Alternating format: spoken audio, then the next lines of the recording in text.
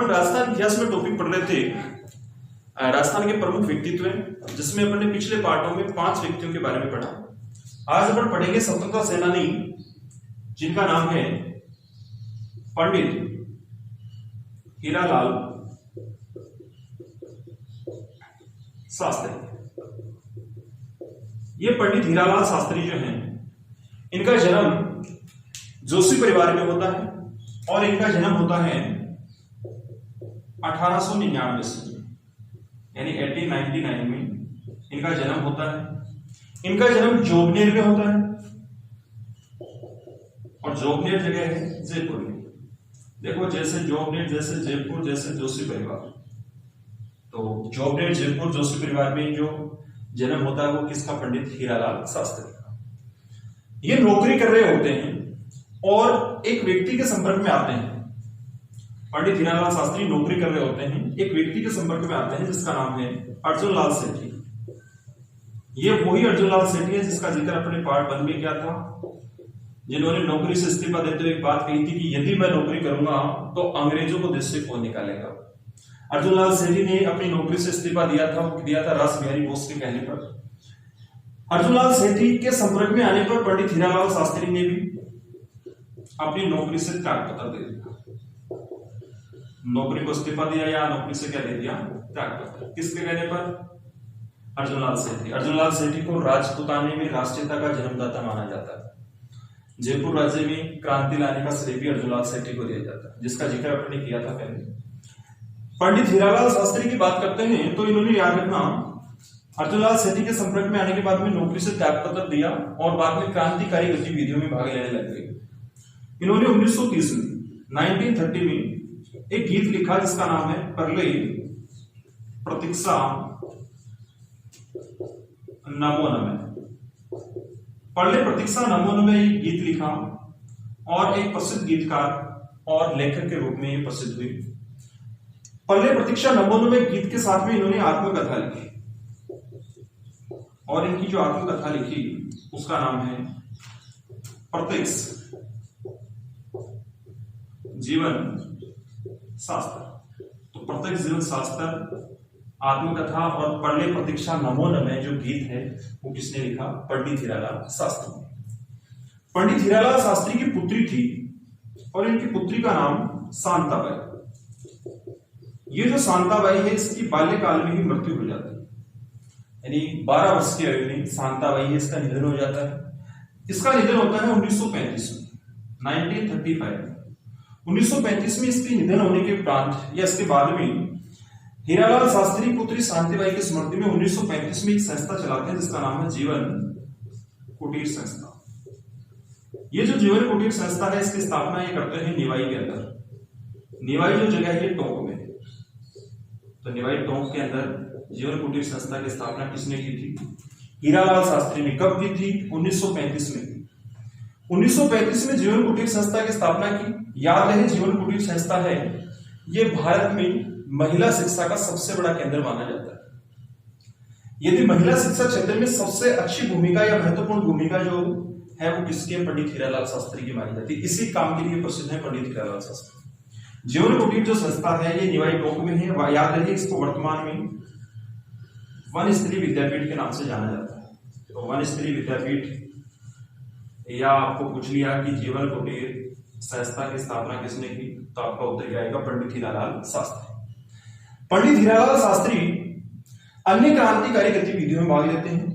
ये याद रखना, 1938 में, 1938 में जमनालाल बजाज, वही जमनालाल बजाज जिनको अपन ने पढ़ लिया, जिनको गांधी के 5वें पुत्र के नाम से जाना जाता है।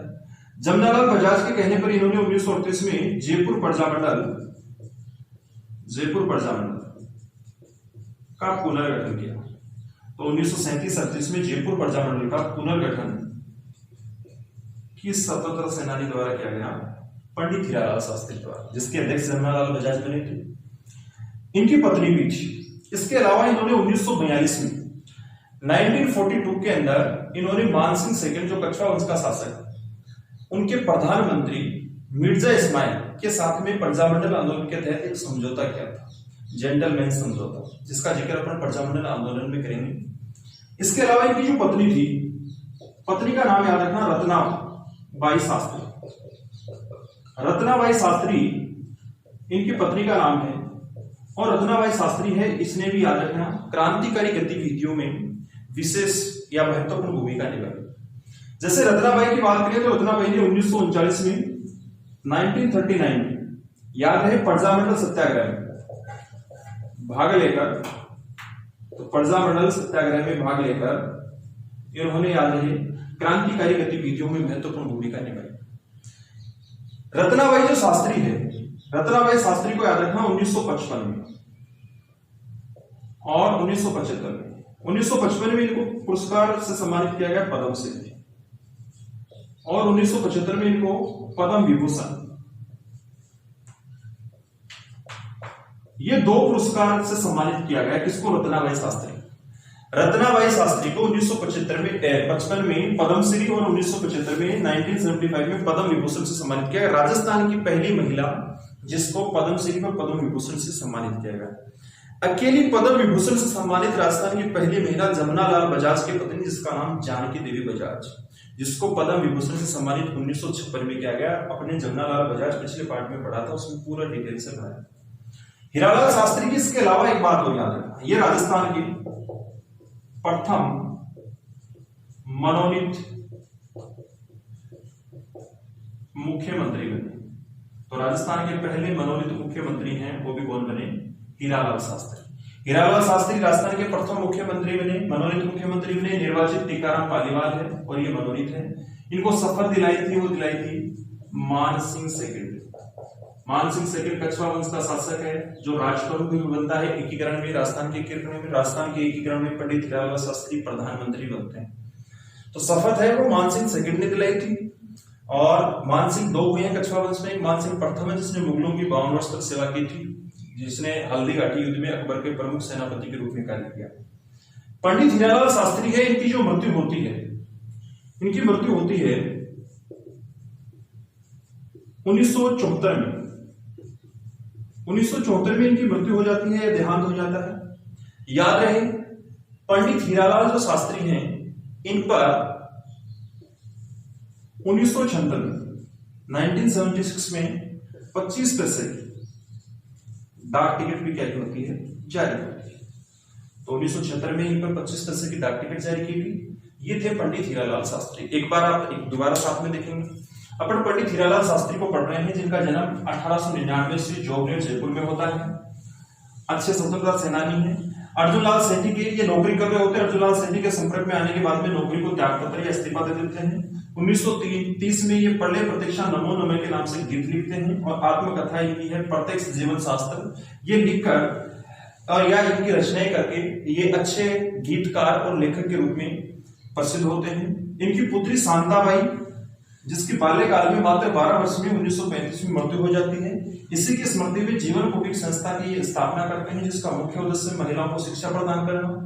ये भारत का, राजस्थान का नहीं, भारत का सबसे बड़ा महिला शिक्षा केंद्र माना जाता है। इसको वर्तमान में वनस्थली विद्यापीठ के नाम से जानते हैं। ये है कहां पर? निवाई टोंक में। इसके अलावा हीरालाल शास्त्री ने 1938 में जमुनालाल बजाज जी के कहने पर जयपुर प्रजामंडल का पुनर्गठन किया। जयपुर प्रजामंडल का वैसे गठन 1931 में हो गया कर्पूरचंद पार्ट में, बाकी अपन प्रजामंडल में और भी पढ़े।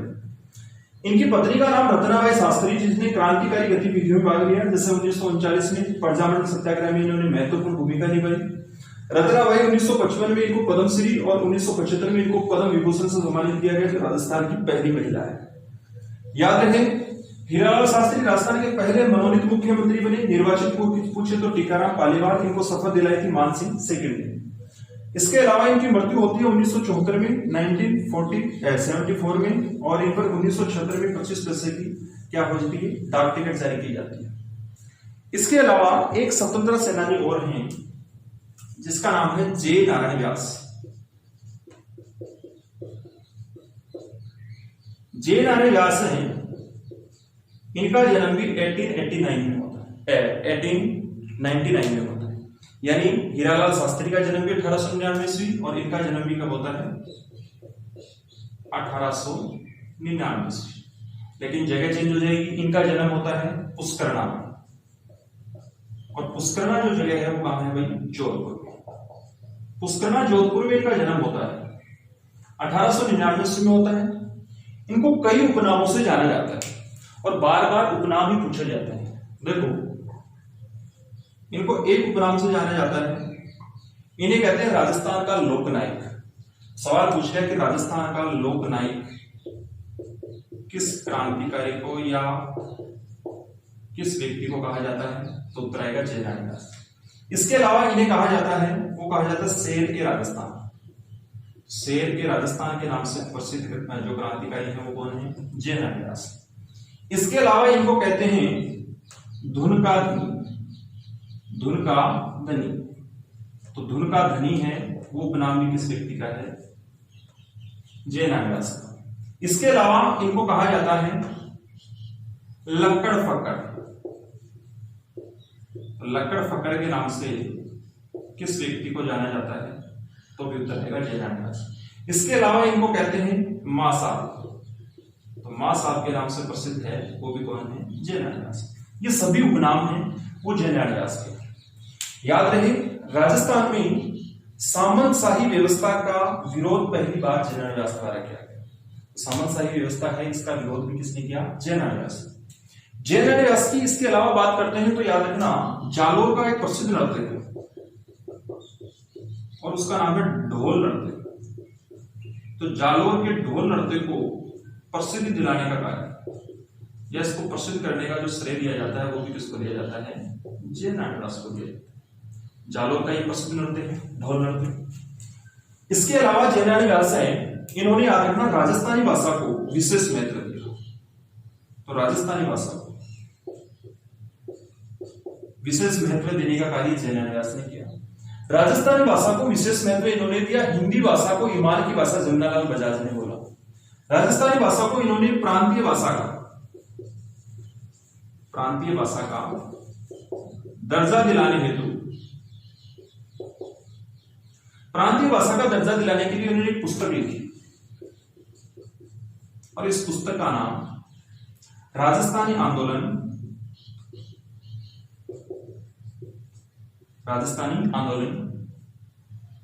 क्या,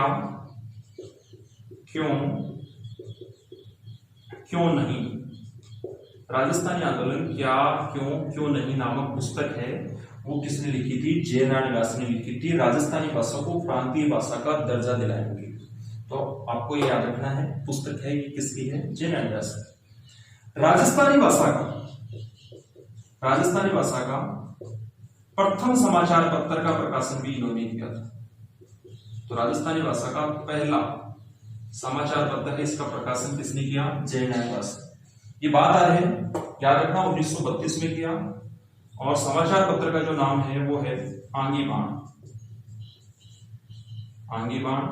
इसे अग्निबाण भी कहा जाता है।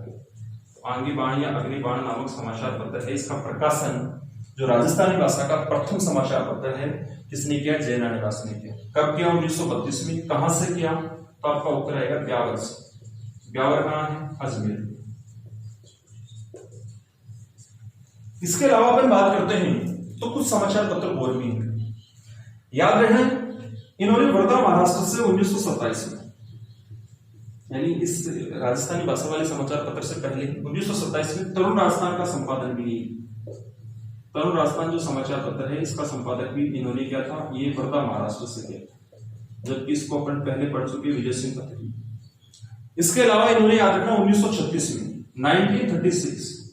1936 में इन्होंने मुंबई से एक समाचार पत्र का प्रकाशन किया जिसका नाम है अखंड भारत नामक समाचार पत्र का प्रकाशन भी किसने किया था, इन्होंने किया था। तो मुंबई से इन्होंने ये समाचार पत्र है इसका प्रकाशन किया। याद रहे, ये कुछ समाचार पत्र, पीप नामक अंग्रेजी समाचार पत्र है, ये भी जयनारायण दास द्वारा प्रकाशित किया गया। जयनारायण दास है, इसके अलावा इनकी एक बात हो गया, इन्होंने कुछ पुस्तकें लिखी। इनकी एक पुस्तक है पोपाबाई की पोल। तो पोपाबाई की पोल, ये जो पुस्तक है किसने लिखी, जयनारायण दास ने। इसके अलावा इन्होंने याद रखना एक पुस्तक और लिखी। दूसरी जो पुस्तक है वो है मारवाड़ की अवस्था। इसको कई गाइडों में मारवाड़ की वर्तमान अवस्था भी दे रखा है। मारवाड़ की अवस्था या मारवाड़ की वर्तमान अवस्था है। इस पुस्तक का लेखक भी कौन है? जेनानीदास। तो ये दोनों पुस्तकें हैं, ये जेनानीदास द्वारा लिखी गई। जेनानीदास जब मारवाड़ किसान आंदोलन हो रहा था उस समय मारवाड़ किसान आंदोलन का मुख्य मुद्दा यही था कि वहां पर एक तो मापतोल को लेकर एक बात करते हैं तो मादा पशुओं के निष्कासन या निर्यात को लेकर मारवाड़ किसान आंदोलन का मुख्य मुद्दा यह था। जहां पर याद रहे जेनानीदास ने 1920 में एक सभा की स्थापना की थी जिसका नाम है मारवाड़ हितकारिणी सभा। तो मारवाड़ हितकारिणी सभा की स्थापना है वो किसने की थी? जेनानीदास। इसको मारवाड़ सेवा संघ के भी नाम से जाना जाता है। 1920 में की थी, एक बार ये बीच में कहते हैं कि बंद कर दी गई थी और 1923 में इसकी पुनः क्या कर दी? शुरुआत की। जेनानीदास के पर बात करते हैं तो जेनानीदास की दोस्तों इनकी जो मृत्यु होती है, इनकी मृत्यु होती है 1963 में। याद रहे जेनानीदास राजस्थान के एकमात्र मनोनीत व निर्वाचित मुख्यमंत्री। तो राजस्थान के एकमात्र मनोनीत व निर्वाचित मुख्यमंत्री को पूछे तो वो भी कौन बने? जेनानीदास। ये जेनानीदास है। तो एक बार आप दोबारा एक साथ इसका स्क्रीनशॉट ले सकते हैं और एक बार साथ में दोबारा इसको रिपीट करें। देखो अपन पढ़ रहे हैं जेनानीदास को, जिनका जन्म 1899 ईस्वी में होता है, पुष्करना जोधपुर में होता है। याद रहे इनको कई उपनामों से जाना जाता है। इन्हें राजस्थान का लोकनायक, इन्हें शेर के राजस्थान, इन्हें धुन का धनी, इन्हें लक्कड़ फक्कड़, इन्हें मां साहब के नाम आदि नामों से जाना जाता है। जालोर का जो प्रसिद्ध नृत्य ढोल नृत्य, इसको जो प्रसिद्धि दिलाने का श्रेय है वो भी याद रहे किसको है? जेनानीदास को। जेनानीदास ने राजस्थानी भाषा पर विशेष जोर दिया या विशेष इसको महत्व दिया। राजस्थानी भाषा को प्रांतीय भाषा का दर्जा दिलाने के लिए इन्होंने एक पुस्तक लिखी, राजस्थानी आंदोलन क्या, क्यों, क्यों नहीं। ये पुस्तक है, ये जेनानीदास द्वारा लिखी गई। इन्होंने राजस्थानी भाषा का प्रथम समाचार पत्र जिसका प्रकाशन 1932 में किया, इसका नाम अंगीबाण या अग्निबाण है। इसका प्रकाशन कहां से किया? ब्यावर, अजमेर से। याद रहे तरुण राजस्थान जिसका प्रकाशन वर्धा, महाराष्ट्र से किया गया। और याद रखना इसके संपादक भी कौन थे? जेनानीदास थे। 1936 में इन्होंने मुंबई या मुंबई से अखंड भारत नामक समाचार पत्र का प्रकाशन किया। इनकी दो पुस्तकें हैं, एक का नाम पोपाबाई की पोल, एक मारवाड़ की अवस्था या मारवाड़ की वर्तमान अवस्था। मारवाड़ किसान आंदोलन के दौरान इन्होंने 1920 में मारवाड़ हितकारिणी सभा या मारवाड़ सेवा संघ की स्थापना की। याद रहे ये राजस्थान के एकमात्र मनोनीत व निर्वाचित मुख्यमंत्री बने। इनकी मृत्यु कब होती है? 1963 यानी 1963 में इनकी क्या हो जाती है? मृत्यु। ऐसे राजस्थान के एक प्रसिद्ध क्रांतिकारी हुए जिनका नाम है अमरचंद भाटिया। अमरचंद जो भाटिया है इनकी अपन बात करते हैं तो इनका संबंध बीकानेर से रहता है। और अमरचंद भाटिया का जन्म है यह होता है 1771 से। इनका जन्म 1771 यानी 1771 1771 और कहां होता है? बीकानेर में होता है। याद रहे अमरचंद भाटिया है, इनके पिता का व्यापार शुरू से ग्वालियर रहता है और ग्वालियर के लोगों द्वारा इनको एक उपाधि भी दी गई, ग्वालियर नगर सेठ। तो ग्वालियर नगर सेठ के नाम से किस क्रांतिकारी को जाना जाता है? अमरचंद भाटिया। देखो बाठिया बढ़िया होते हैं और ये क्रांतिकारी के रूप में क्यों प्रसिद्ध हुए? अमरचंद भाटिया ने 1857 की क्रांति 1857 की क्रांति के तहत एक महिला जिसका नाम महारानी लक्ष्मीबाई, झांसी जो क्षेत्र है, वास्तविक नाम मणिकर्णिका महारानी लक्ष्मीबाई का, और एक कानपुर के जिनका नाम है तात्या टोपे, इनका वास्तविक नाम रामचंद्र पांडुरंग है और कानपुर से थे। 1857 की क्रांति के तहत अलग अलग क्षेत्र से जैसे महारानी लक्ष्मीबाई झांसी से, तात्या टोपे कानपुर से, अलग अलग क्षेत्र से विद्रोह किया गया था। तो अपन क्रांति जो पढ़ेंगे तो इनको और भी डिटेल से पढ़ेंगे। महारानी लक्ष्मीबाई और तात्या टोपे इन दोनों का आर्थिक सहयोग किया था इन्होंने, और आर्थिक सहयोग करने के कारण इनको 1857 की क्रांति का भामाशाह कहा जाता है। देखो 1857 की क्रांति का भामाशाह तो वो कौन है? अमरचंद भाटिया।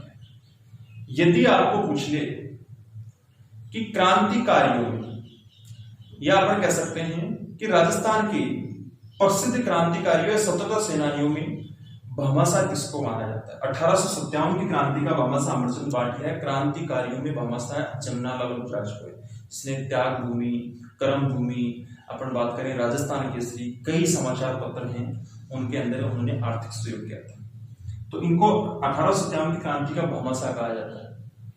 याद रहे अंग्रेजों ने इनको पकड़ा क्योंकि इन्होंने क्रांतिकारियों का साथ दिया, क्रांतिकारियों को आर्थिक सहयोग किया, तो इनको पकड़ा और पकड़कर इनको क्या दे दी? फांसी। इनको फांसी जो दी गई वो दी गई 22 जून 1858 को, 22 जून 1858 ईस्वी को इनको फांसी दी जाती है। वो दी जाती है ग्वालियर में, और ग्वालियर में एक नीम वृक्ष के नीचे इनको फांसी दी जाती है।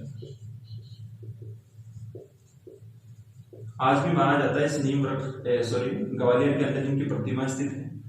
इनको 22 जून 1858 ईस्वी को फांसी दी जाती है, और ये 1857 की क्रांति के राजस्थान, 1857 की क्रांति के राजस्थान के प्रथम शहीद, पहले शहीद माने जाते हैं।